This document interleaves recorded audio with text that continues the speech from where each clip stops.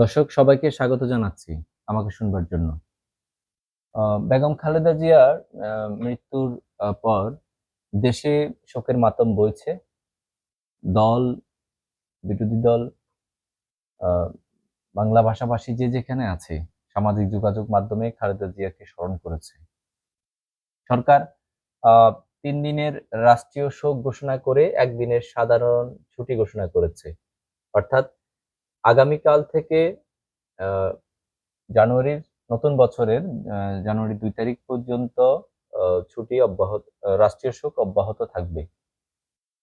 আ এই যখন অবস্থা, দেশে যখন ক্রান্তিকাল, রাজনৈতিক সংকট, সেই সময়ে খালেদা জিয়ার এই মৃত্যু, এই মৃত্যু আসলে রাজনৈতিক গণতান্ত্রিক যে শাসন ব্যবস্থা সেখানে একটা শূন্যতা তৈরি করেছে।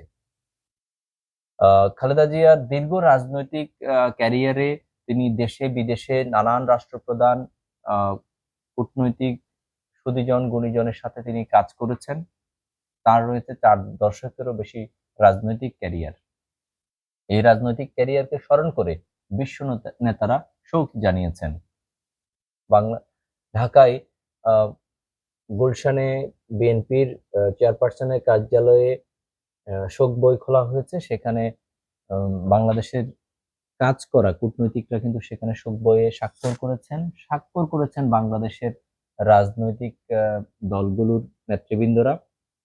শোক জানিয়েছেন। আগামীকালকে শেষ শ্রদ্ধা জানাতে বাংলাদেশে আসছেন বিশ্ব নেতাদের কয়েকজন। তার মধ্যে আজকে খালেদা জিয়া মৃত্যুর পরে বিশ্বের বিভিন্ন দেশের রাষ্ট্র প্রধান এবং সাবেক অনেক নেতা-কর্মীরা, নেতারা কিন্তু খালেদা জিয়াকে স্মরণ করে এক্সে, ফেসবুকে, সামাজিক যোগাযোগ মাধ্যমে পোস্ট করেছেন।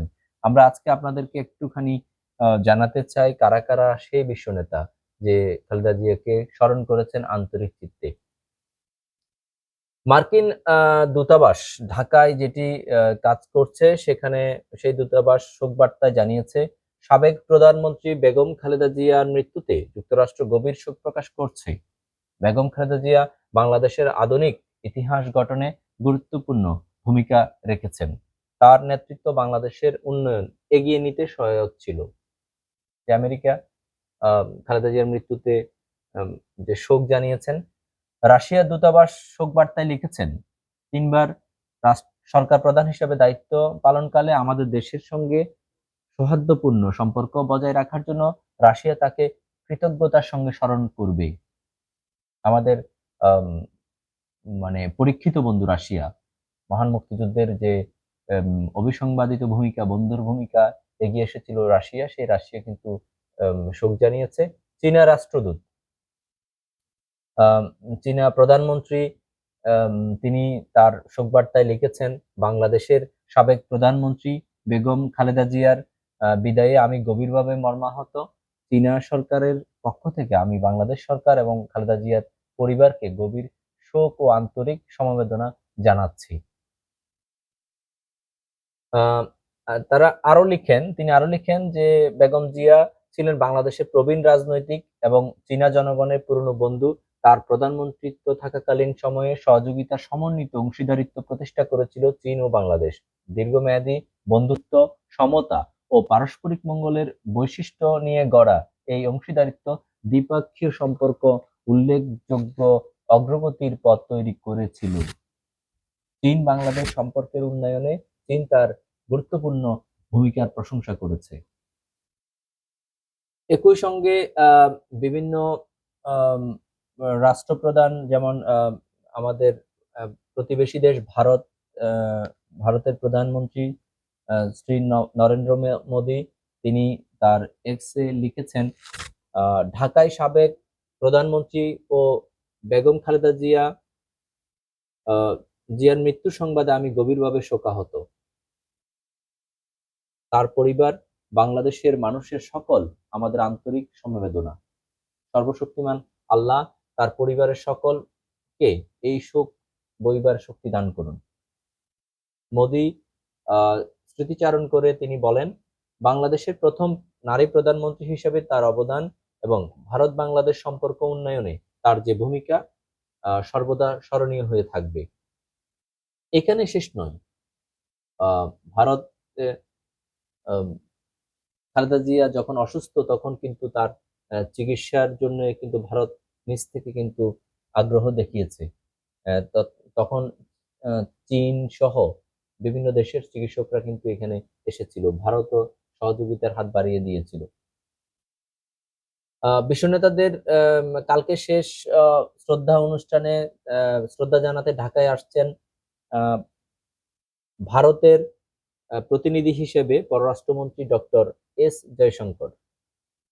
বুঝতেই পারছেন যে বন্ধুর বিপদে সুখে দুঃখে ভারত কিন্তু এগিয়ে আসে, সেই প্রমাণটা ভারত আরেকবার রাখলো।